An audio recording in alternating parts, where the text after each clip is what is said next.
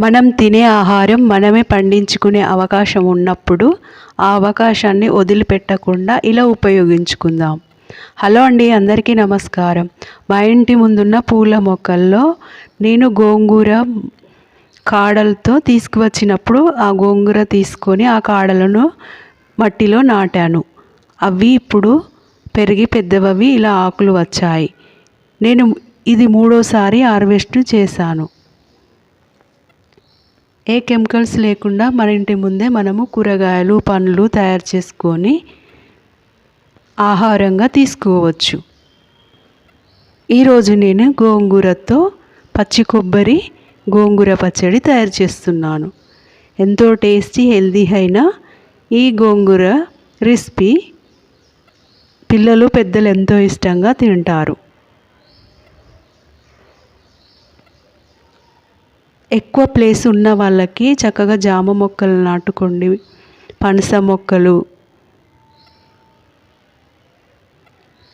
కూరగాయల మొక్కలు కూడా నాటుకోవడం వల్ల కూరగాయలు కూడా హెల్తీగా సేకరించుకోవచ్చు.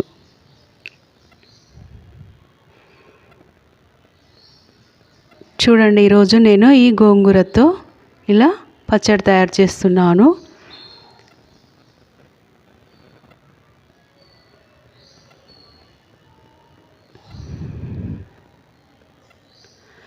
గోంగూర పప్పు తయారు చేసుకోవచ్చు, ఇలా పచ్చడి కూడా తయారు చేసుకోవచ్చు. గోంగూరతో స్నాక్స్ కూడా తయారు చేసుకోవచ్చు అండి. ఈవినింగ్ స్నాక్ లాగా గోంగూర ఆకులతో తయారు చేసుకోవచ్చు. గోంగూరలో ఐరన్, పీచు పదార్థం, ప్రోటీన్ ఉంటుంది. మనం ఇలా చట్నీ రూపంలో తయారు చేసుకొని తినవచ్చు.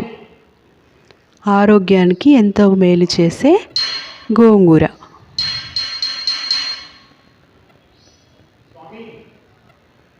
గోంగూర అంటే ఇష్టపడని వాళ్ళంటూ ఎవరు ఉండరేమోనండి.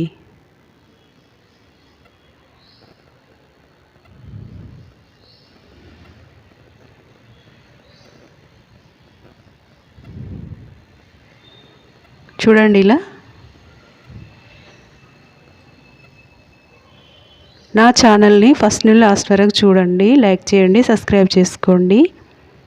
మా ఇంటి ముందున్న పూల మొక్కల్లోని కూరగాయలు, ఆకుకూరలు,